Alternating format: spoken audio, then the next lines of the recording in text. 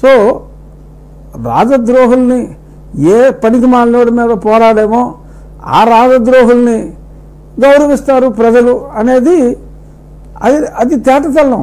So ప్రజాస్వామ్యంలో ఒక నియంత మీద పోరాడిన వాడిని ప్రజలు ప్రిఫర్ చేస్తారు తప్ప హీరోకి బామర్దో హీరోయిన్కి ఇంకేదో అనుకుంటే I don't think any party would consider those jokers as candidates అని నేనైతే అనుకుంటున్నా. ఇది ఇప్పటి వరకు ఒక పార్ట్ అయితే ఇక అసలు పార్ట్ మొదలవుతోంది. అసలు పర్వం దాన్ని ఏమనాలో కురుక్షేత్రం అనాలో లేకపోతే వేట అనాలో వాటెవర్ ఏ పేరైనా పెట్టుకోవచ్చు.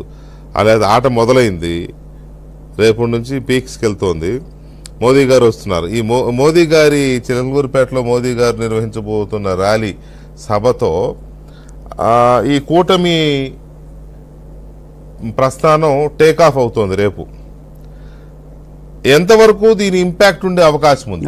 మోదీ గారి సభ యొక్క ఇంపాక్ట్ ఆంధ్రప్రదేశ్ ఇప్పటి వరకు వస్తున్న సర్వేలు 120-130 సీట్లు వస్తాయి కూటమికి. లోక్సభలో 18-20 దాకా వస్తాయి అని చెప్పి లోక్సభ సీట్లు వస్తాయని చెప్పి ఇస్తున్నారు కదా సర్వేలు. సో మోదీ గారి సభ ఇంపాక్ట్ తో అది ఏ స్థాయికి వెళ్లే అవకాశం ఉంది?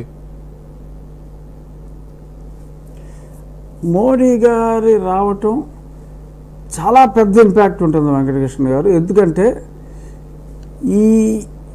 ఇప్పుడు మనకి అహంకారాన్ని ఎవడో భరించలేడు. అజ్ఞానాన్ని సహించగలరు తప్ప అహంకారాన్ని భరించలేరు. పక్కనున్న రాష్ట్రంలో కూడా డెవలప్మెంట్ జరిగినా కూడా అతని అహంకారం అతన్ని ముంచింది. ఇవాళ అతను అనాథ అయిపోయాడు పాపం పెద్ద కేసీఆర్ గారు. ఇక్కడ చేసింది విధ్వంసం అహంకారి. ఇతని గురించి ప్రధానమంత్రి గారు రేపు ఏమంటారు?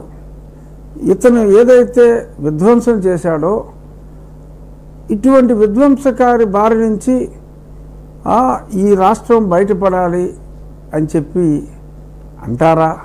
అంటే ఆయన ఏమంటారు అనే ఉత్సుకతతో లక్షలాది మంది ఎదురు చూస్తున్నారు.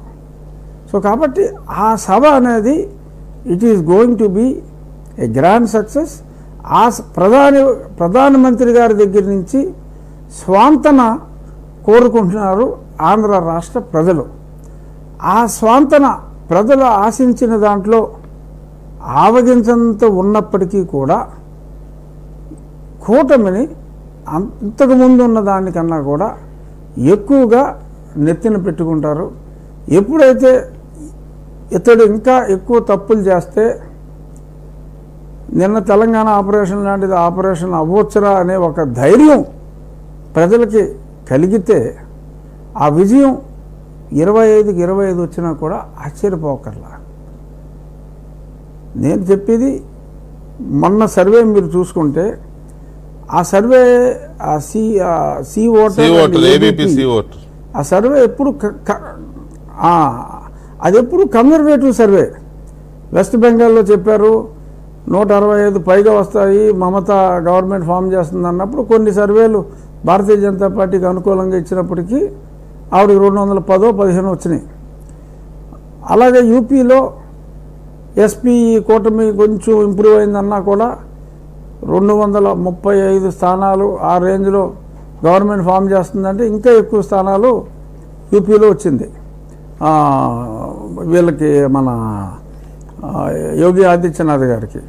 సో వాళ్ళు ఎప్పుడు కన్జర్వేటివ్ ఎస్టిమేట్ అండి. వాళ్ళు ఇప్పుడు 20 స్థానాలు అన్నారంటే ఖచ్చితంగా 20 స్థానాలు పైనే వస్తాయి. ఇప్పుడు మోడీ గారు రేపు వచ్చిన తర్వాత, ఎందుకంటే ఆ సర్వేలన్నీ అంతకు ముందు జరిగినాయి, ఎందుకంటే 7-8 రోజుల ముందు ఈ సీట్లు పంపకాలు ఇవన్నీ చంద్రబాబు నాయుడు గారు ఢిల్లీ విజిట్ అనౌన్స్మెంట్లు అవ్వక ముందు, ఇప్పుడు డెఫినెట్గా ఆ రిజల్ట్ వచ్చి ఎక్స్ట్రాడినరీగా ఉండే అవకాశాలు చాలా ఎక్కువగా ఉన్నాయి. ధైర్యంగా ఓటేయడానికి వచ్చే ప్రజలు